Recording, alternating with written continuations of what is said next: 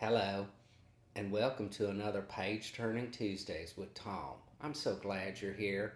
I'm also don't have an accent. I don't know why I do that. I just like accents. I really tune into them. I remember going to the community pool in Davis as a kid, just, pretending I was from either Australia or London or something, and the accent was horrible, but I'd spend the whole day trying to fool people because I figured that person's more interesting than who I really was. We're picking up from my memoir series. This is the first book in it. I've been visiting Grandma Ruby. I'm kind of getting the scoop on my family, finding out a lot of stuff my mom would never talk about. So I left off with a line that said, "Back to the floor I go. Grandma just dropped an A bomb. You didn't know? Nope. Grandma Grandma Luby. Grandma Ruby lets this tidbit of news consume what's left of my childhood innocence while taking another drag of her cigarette. Mom doesn't tell me anything, I yell. Do Shelley and Chris know? Well, sure. At least I think they do, she says, blowing smoke out the corner of her mouth. Nobody tells me anything. I don't know what to think. I must have made a funny face because she's laughing at me. And when Grandma laughs, she becomes young again. I've been thwacked upside the head with mind-boggling images and stories. I was a mere toddler when this happened.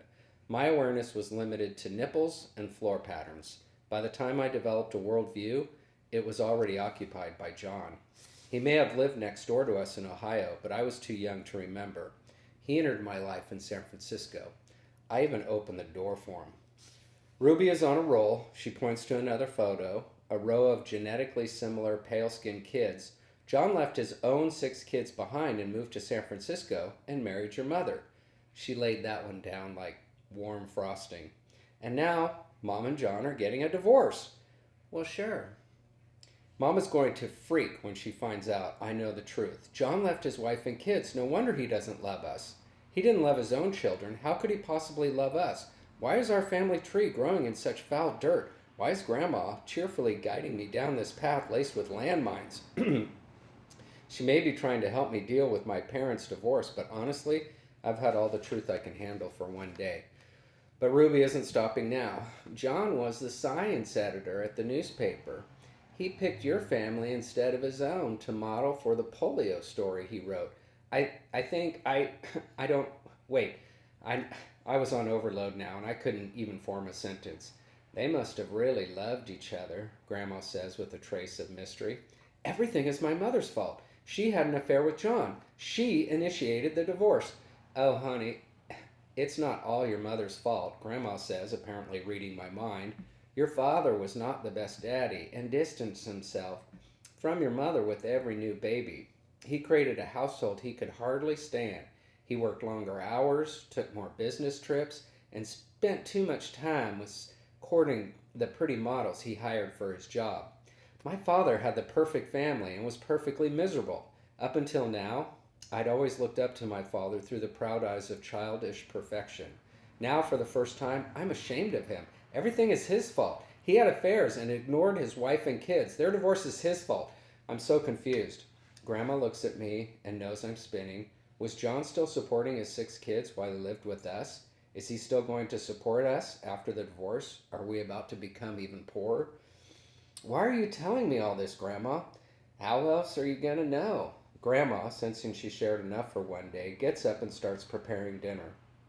I'm left sitting on the couch, reassembling the shattered glass of my past. I search for my earliest memories. Fireflies in a jar, being picked up as a toddler, happy to be at eye level with adults for a change.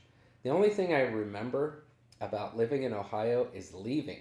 It was the airplane that made a big impression on me. Shelley, Chris, and I got to hand out gum to the other passengers before taking off. The world turned into a scale model out the oval window.